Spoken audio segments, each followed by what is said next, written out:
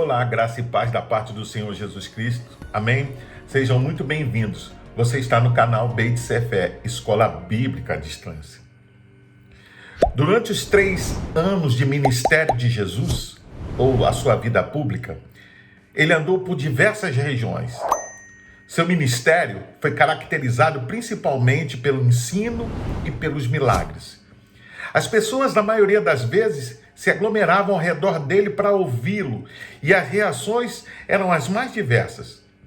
No ensino, Jesus era um mestre da comunicação por excelência, com as suas histórias e ilustrações maravilhosas, pois ensinava ao povo os caminhos de Deus e os chamava-os para viver de acordo com esses caminhos.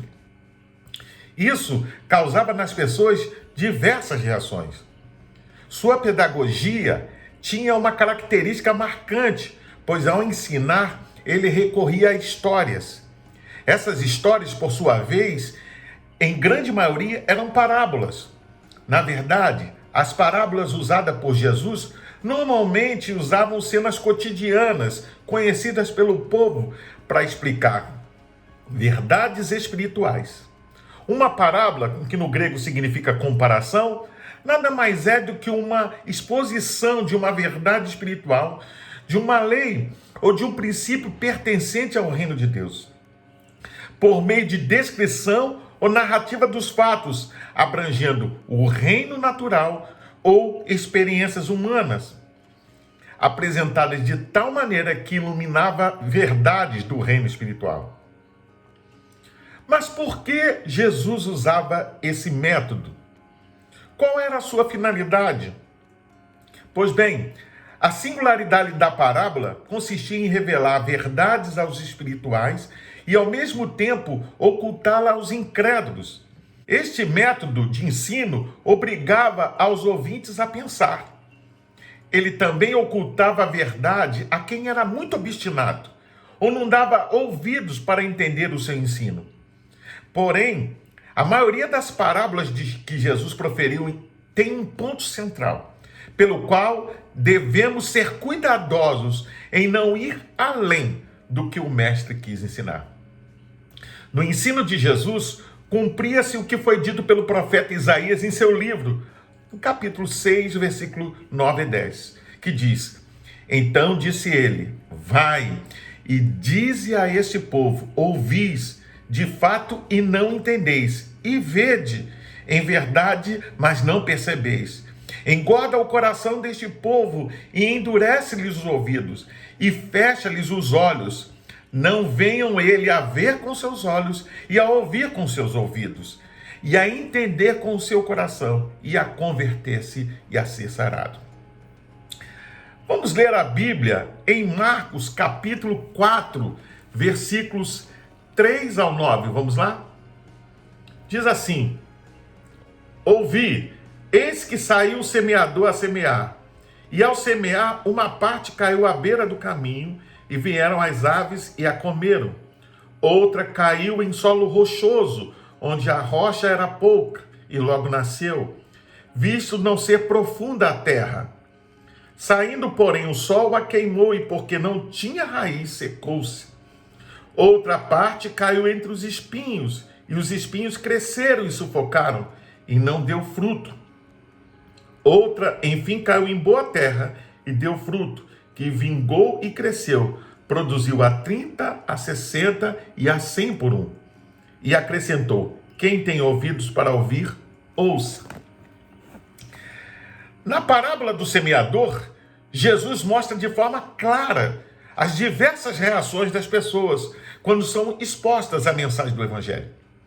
Apesar dos evangelhos sinóticos, Mateus, Marcos e Lucas, narrarem o mesmo evento, pode-se notar e observar algumas singularidades bem minuciosas que os autores possuem, que são pontos interessantes a observar.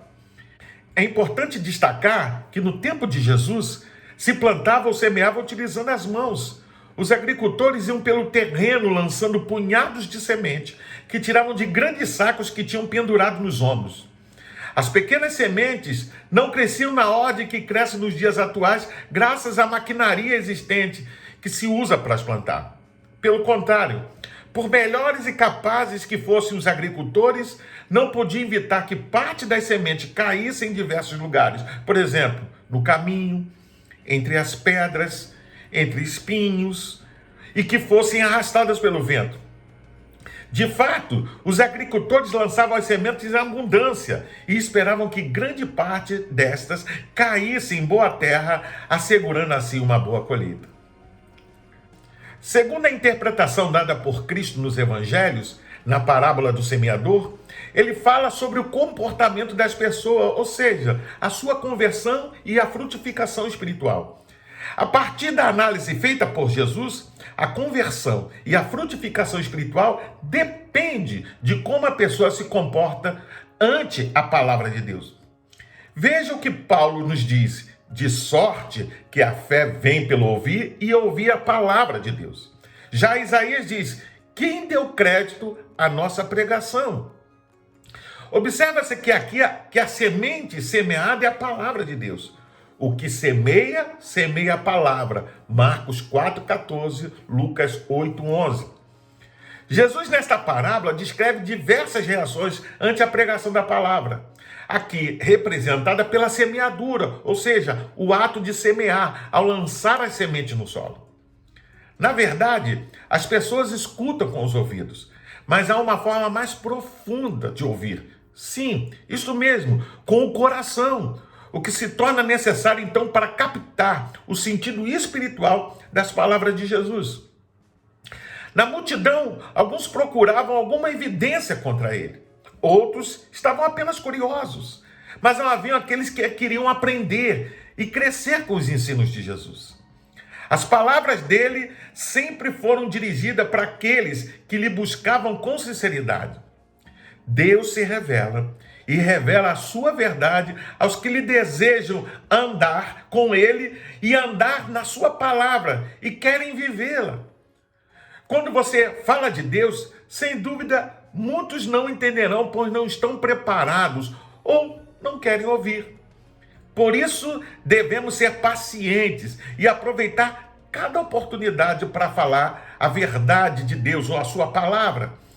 Devemos pedir ao Espírito Santo que prepare os corações dos ouvintes para que recebam a verdade, entenda e a experimente.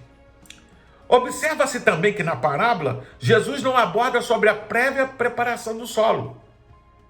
Talvez isso seja um indicativo que devemos pregar a tempo e fora de tempo, pois nós sabemos qual será a reação das pessoas. Eclesiastes 6:11 diz assim: semeia pela manhã a tua semente, e à tarde não repouses a mão, porque não sabes qual prosperará, se esta, se aquela, ou ambas igualmente serão boas. Jesus ainda mostra com clareza que alguém pode crer e iniciar uma sincera vida na fé, mas desviar-se depois, pois não resiste à tentação. Apenas creem por algum tempo, diz o escritor Lucas. Jesus, ao responder à indagação dos discípulos, mostra-lhes também os diferentes resultados ante o evangelho, ou seja, as boas novas. Os discípulos questionaram Jesus por falar ao povo através de parábolas, porque muitos que ouviram a mensagem proferida por Jesus naquele dia saíram sem entender nada. Então ele explica: a vocês é dado conhecer os mistérios do reino dos céus. Mateus 13, versos 10 e 11. Jesus explica também que os resultados diferentes nos terrenos, na verdade, se referem a 4 tipos de pessoas que reagem diferente ante a palavra de Deus. Vejamos cada uma delas.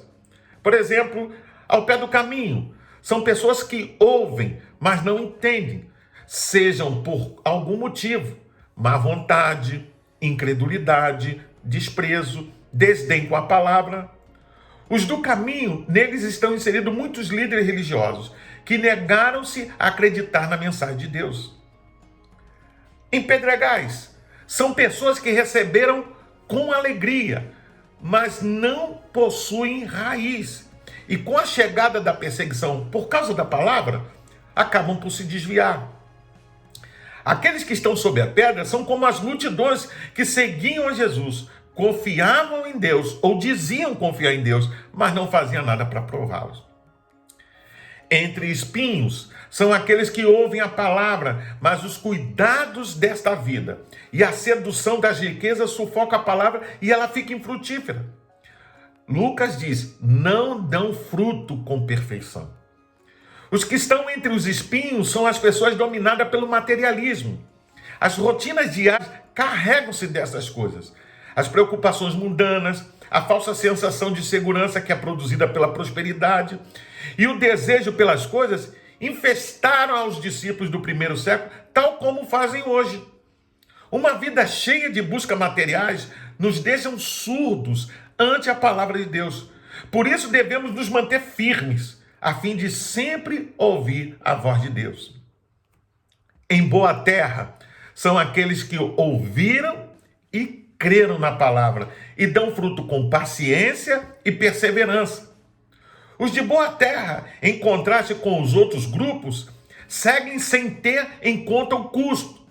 Lucas nos traz uma iluminação explicando da frutificação espiritual, ao dizer que a semente que caiu em boa terra, esses são os que, ouvindo a palavra, a conservam num coração honesto e bom e dão fruto com perseverança. Está lá no verso 15 do capítulo 8. Jesus falou ainda da diferença na hora da produção do fruto, dizendo que uns dão 30, outros 60 e alguns 100. Por isso não devemos ter inveja se o meu irmão ou minha irmã produz mais do que eu. Creio que esta produção está relacionada à perseverança, entrega total, confiança, sinceridade no trabalho, que podem fazer a diferença, mesmo que conservemos a palavra num coração honesto e bom. Em João capítulo 15, verso 1 e 2, o escritor nos deixa relatado que Jesus, ao dar as suas últimas instruções aos discípulos, fala da comunhão íntima com ele, ao dizer: eu sou a videira verdadeira e meu pai é o lavrador. Toda vara que não dá fruto, atira, e limpa toda que dá fruto, para que dê mais fruto. Por fim, o que se pode observar é que tanto nos dias atuais, como na época de Jesus, muitas pessoas estão endurecidas. Outras são curiosas, superficiais. Algumas têm preocupações que as distraem. Mas há também aqueles que são receptivos, sinceros, que querem conhecer a verdade. Jesus também nos mostra nesta palavra que existem pelo menos dois inimigos da palavra. Satanás, que é o opositor da obra de Deus, que faz de tudo para tirar a pessoa da atenção, do seu alvo. Ele diz a Bíblia que anda ao derredor buscando a quem possa tragar. Mas também existe a nossa carne, com os cuidados e os prazeres desta vida. Segundo Paulo, alguns fizeram naufrágio da fé. O amor às riquezas, amor ao dinheiro é a raiz de todos os males, disse o próprio Jesus. E muitos cobiçam e se desviam da fé. Concluo fazendo alguns seguintes questionamentos. Como está a sua vida em relação ao Evangelho? A palavra de Deus está enraizada na sua vida ou não? Que tipo de terreno é você? A palavra de Deus e as coisas celestiais estão se tornando cada vez mais importantes na sua vida ao decorrer do tempo ou não? Você está cada vez mais aprisionado às coisas materiais? Saiba que da maneira como você reage à mensagem do Evangelho, ou seja, às boas novas, vai definir a sua vida e o seu futuro. Antes de encerrar, eu quero convidar você a se inscrever no canal, a deixar o seu like, a fazer um comentário sobre esta palavra e a compartilhar com seus amigos para que mais e mais pessoas sejam alcançadas pela palavra de Deus. Que o Senhor te abençoe e te guarde. Que a graça do Senhor possa estar sobre a sua vida e sobre a vida da sua família.